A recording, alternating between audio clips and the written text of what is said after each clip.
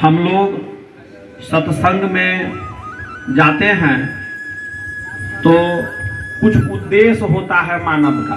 किसी कार्य को करने के पीछे कुछ न कुछ उद्देश्य निहित होता है। अगर किसान खेती करते हैं तो उनका उद्देश्य होता है फसल का उत्पादन करना, फसल उगाना, अनाज का उत्पादन करना।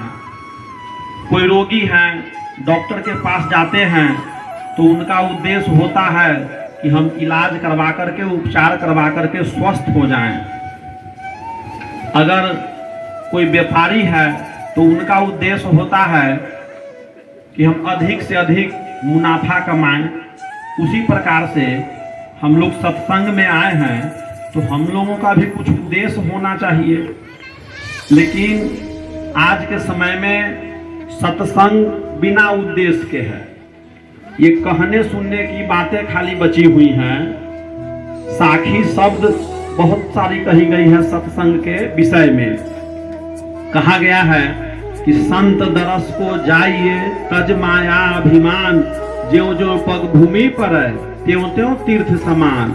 संत सरोवर ज्ञान जल ताही पखारो अंग, सो देहिया निर्मल भया साधु के सत्संग। तीर्थ गए से एक फल, संत मिले फल चार, सदगुरु मिले अनेक फल, कहे कबीर विचार। कबीर इन संसार में पांच रतन है सार, संत मिलन सुमिरन भजन दया धर्म उपकार। जीवन यौवन अरुराज मद अविचल रहे न कोई, आज जो दिन बीते सत्संग में सो जीवन फल होय। तुलसी बाबा भी कहे कि बिनु सत्संग विवेक न होई, राम कृपा बिनु सुलभ न सोई। सठ सुध रही सत्संगति पाई, पारस परस कुधातु सुहाई। मज्जन फल पेखी तत्काला, काक होई पीक बकऊ मराला। ये सारी बातें सत्संग के संदर्भ में कही गई हैं। लेकिन इस सत्संग को हम अपने जीवन में नहीं उतारते। इसके अनुसार, इसके हिसाब से हम लोग अपना जीवन नहीं जी पाते हैं। हम उसके अनुकूल आचरण नहीं करते हैं। हम उसको अपने जीवनचर्या में नहीं उतारते हैं, अपने दैनिक क्रियाकलाप में शामिल नहीं करते हैं। तो ये बातें खाली कहने सुनने के लिए रह गई। इसी पर साहब कहे कि कथनी मीठी खारसी करनी विष की लोए, कथनी तज करनी करे तब विष से अमृत होए। कहता तो बहुते मिला, कहता मिला न कोई, सो कहता बह जान दो जो न कहता होए। कहने सुनने से खाली नहीं होगा। कहे साखी शब्द बहुतक सुना, मिटा न मन का मोह, पारस को छुआ नहीं, रहा लोह का लोह। आसन मारे क्या भया, मरी न मन की आस, तेली के रे बैल ज्यों घर ही कोस 50। नाचेगा वह पद कहे नहीं राम सो हेत, कहे कबीर कसनीप जय बीज बिहुना खेत। जैसे कीर्तन भजन जो होता है, भगवान का संकीर्तन लोग करते हैं। असल में पहले के समय में भगवान का कीर्तन लोग करवाते थे या करते थे, उसके पीछे उद्देश्य होता था कि भगवान का भक्ति करना, उनका नाम स्मरण करना, उनका प्रचार करना। और आज के समय में अपने प्रचार के लिए भी लोग कीर्तन किया और कराया करते हैं कि भगवान के नाम पर अपना प्रचार जो है हो जाए। तो साहब कहे कि नाचे गावे पद कहे नहीं राम सो हेत, कि आप नाचते हैं, गाते हैं, साखी शब्द बोलते हैं, पद कहते हैं, भजन कहते हैं, प्रवचन बोलते हैं, लेकिन आप आचरण आपका वैसा नहीं है। आप उसको धारण नहीं किए हृदय से। आपको अगर उस परमात्मा से नेह नहीं लगा, आपका उस तरह का चर्या नहीं हुआ जीवन का, तो उस तरह के कीर्तन गाने, नाचने बजाने से कुछ नहीं होना है। नाचे गावे पद कहे नहीं राम सो हेत, कहे कबीर कसनीप जय बीज बिहुना खेत। अभी खेत में कदवा लोग करवाते हैं, सिंचाई करते हैं, उसमें पानी देते हैं पहले, ठीक ट्रैक्टर के द्वारा या और जिस यंत्र से भी संभव हो उससे आप उसका कदवा करवाते हैं। उसमें खाद भी डाल दीजिए, सब कर दीजिए, लेकिन उसमें अगर पौधा नहीं लगाइए धान का, कुछ उगेगा? बिना बीज के कुछ होगा? कुछ नहीं होगा। तो जोताई कोराई समझिए कि सत्संग जो है ये भी जरूरी है। आपके जीवन में सत्संग बहुत जरूरी है, क्योंकि ये आपके जीवन पर सीधा असर डालता है। आपको जीवन जीने की केंद्र है, जीवन जीने की कला सिखाने का ये केंद्र है। सत्संग जो है, सदगुरु कबीर विचार मंच का यह सत्संग केंद्र जो है, यह जीवन जीने की कला सिखाने का केंद्र है। अब जैसे अब कहेंगे कुछ लोग कि भाई क्या ऐसा बताया जाता है यहाँ से कि जिससे कि हमारा लाभ हो जाए। मानव जीवन के मूल उद्देश्यों को इस सत्संग के माध्यम से बताया जाता है।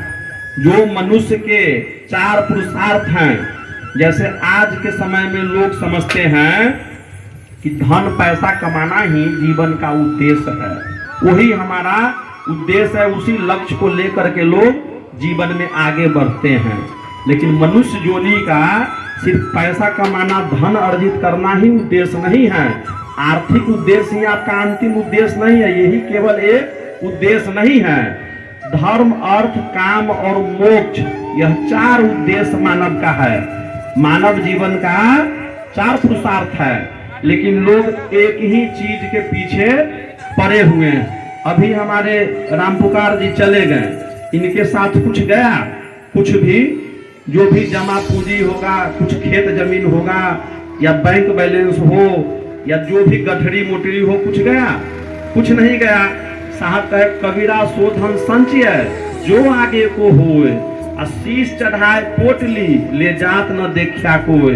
किसी भी राजे महाराजे, बड़े बड़े महान संत महात्मा या धनी लोग, जमींदार लोग, सेठ साहूकार लोगों को किसी को आपने देखा कि अपने माथे पर या अपने साथ धन संपत्ति लेकर के चले गए, मोटली पोटली बांध करके लेकर चले गए?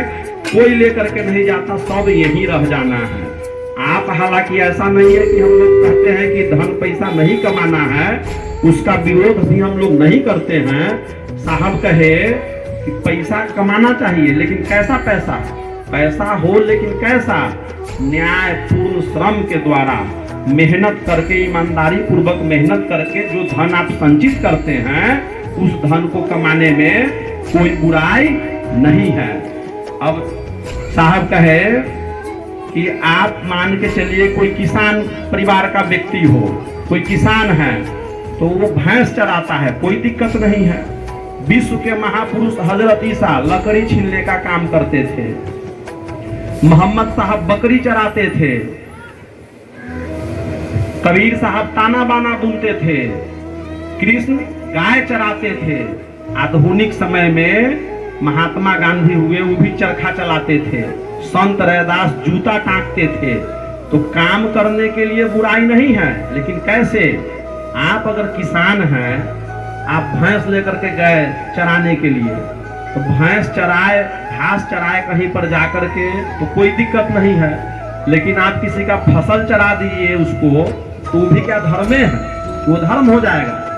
आप न्याय, अगर अपने भौतिक जीवन में उन्नति चाहते हैं तो न्यायपूर्ण श्रम करना जरूरी है। निरालस्य श्रम करिए, बिना आलस किए हुए मेहनत करिए, तब आपका भौतिक जीवन उन्नत होगा। नहीं तो आपकी भौतिक जीवन में बहुत सारी कठिनाइयां आएंगी। लेकिन ये अंतिम सत्य नहीं है, यही आपका लक्ष्य नहीं होना चाहिए। धन पैसा कमाना चाहिए जीवन में। आपको अपने जीवन को जीने के लिए, इस जीवन को सुचारू रूप से चलाने के लिए, ये सत्संग भी कराने के लिए, भंडारा करवाने के लिए, टेंट पंडाल के लिए पैसा चाहिए।